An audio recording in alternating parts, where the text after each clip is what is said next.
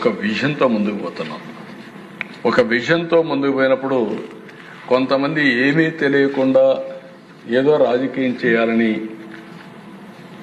అంటే హిస్టరీ తెలియదు, హెల్త్లో ఏం జరిగింది తెలియదు, ఏదో మేము చేసామని తప్పుడు ప్రచారం చేసుకుంటూ ఏదో రాజకీయ లబ్ధి పొందాలనుకుంటున్నారు. నేను అందుకే ఈ విషయంలో కూడా చాలా క్లియర్గా మీ అందరికీ ఎక్స్ప్లెయిన్ చేయాల్సిన అవసరం ఉంది. మనం అనుకున్న లక్ష్యాలు నెరవేరాలంటే ర్యాపిడ్ ఇన్ఫ్రాస్ట్రక్చర్ ఎక్స్పాన్షన్ కావాలి. అవి మెడికల్ కాలేజీలు కావచ్చు, అదే మరి హాస్పిటల్స్ కావచ్చు, ఇన్ఫ్రాస్ట్రక్చర్ మొత్తం చేయాల్సిన అవసరం ఉంది. ఇదంతా కూడా క్వాలిటీ హెల్త్ కేర్ కోసం ఈరోజు మీరు చూసినప్పుడు నెక్స్ట్ స్లైడ్, ఇక్కడ ఇది over view medical college seats in Andhra Pradesh. 95-96లో 6 కాలేజీలు ఉన్నాయి. 2004కు వచ్చినప్పుడు నేను ముఖ్యమంత్రి అయినప్పుడు 8 కాలేజీలు కొత్తగా తీసుకొచ్చాం. ఇక్కడ తెలంగాణకు తీసుకొచ్చాం.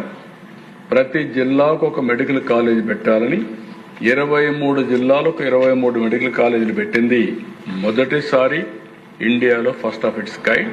That we have done. దానివల్ల 15 కాలేజీలు అయినాయి.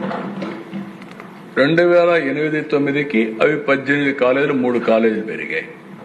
14-15 తర్వాత వచ్చిన గవర్నమెంట్లు దాన్ని ఇంకొక 6 కాలేజీలు పెంచారు.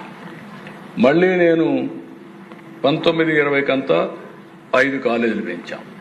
24-25కి అవి 36 కాలేజీలు అయినాయి. ఇప్పుడు మొత్తం కలిసి 38 కాలేజీలు వచ్చే పరిస్థితి వచ్చింది. Government 18, private 18, all India institute medical science 1, గీతం 1.